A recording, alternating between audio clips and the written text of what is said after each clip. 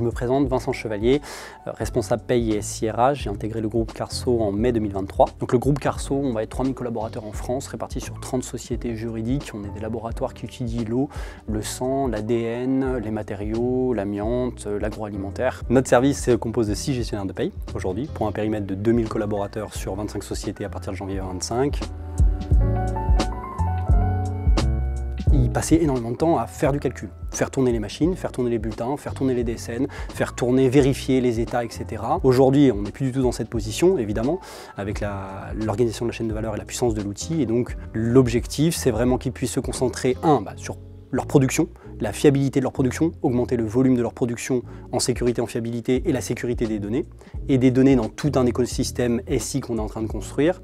et aussi évidemment du coup de mieux accompagner la partie relationnelle, partie prenante interne et externe. Donc les collaborateurs, les managers, les patrons, parce que plus vous avez de sociétés, plus vous avez de patrons, et puis la partie prenante externe, même s'ils le voient un petit peu moins, parce que c'est plus piloté par les adjointes et moi, mais c'est avec les caisses de retraite, l'URSSAF, la CNAM. Maintenant, dès qu'on a des contrôles URSSAF, on essaye au maximum de mettre les gestionnaires de paye pour faire grandir ceux qu'ils souhaitent.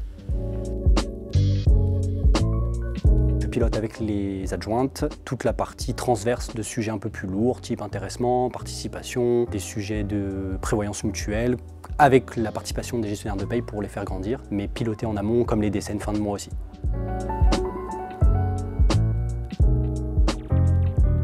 Alors les facteurs clés pour la sélection de CJ de Payroll Ultimate vont être un facteur de conformité réglementaire, à la fois en droit social pur et en convention collective. Les facteurs de puissance de la machine et de reconnaissance marché français, de la puissance de l'éditeur, la vie de l'éditeur et la fiabilité de la machine. La possibilité, nous, d'être autonomes sur nos paramétrages. Une grande partie de création de sociétés, d'établissements, de règles de paye, de provisions, qui nous permettent d'éviter des échanges polluants avec le support et d'être le plus en autonomie possible avec la solution. Et de pouvoir avoir une machine qui va être puissante sur le calcul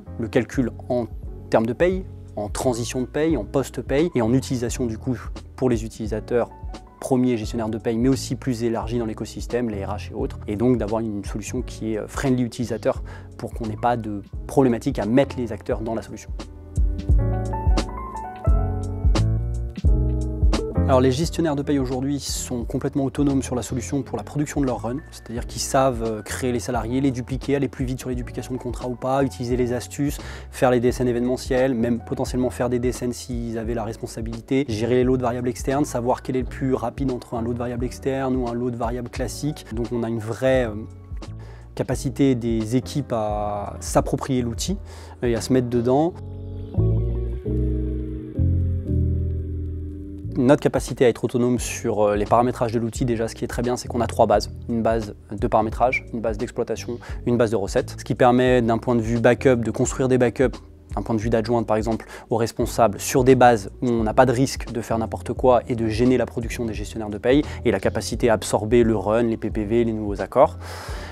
Ensuite, notre capacité à être autonome, je suis un petit peu geek, mais d'être autonome sur l'outil pour gérer les nouvelles comptabilités, gérer les intégrations des nouvelles sociétés, créer des variables de paye, créer des primes complexes, parce que la majorité de nos problématiques, même les quelques problématiques qui peuvent rester de la mise en œuvre, on va les gérer en autonomie et on va s'appuyer sur le CES ou d'autres quand on a vraiment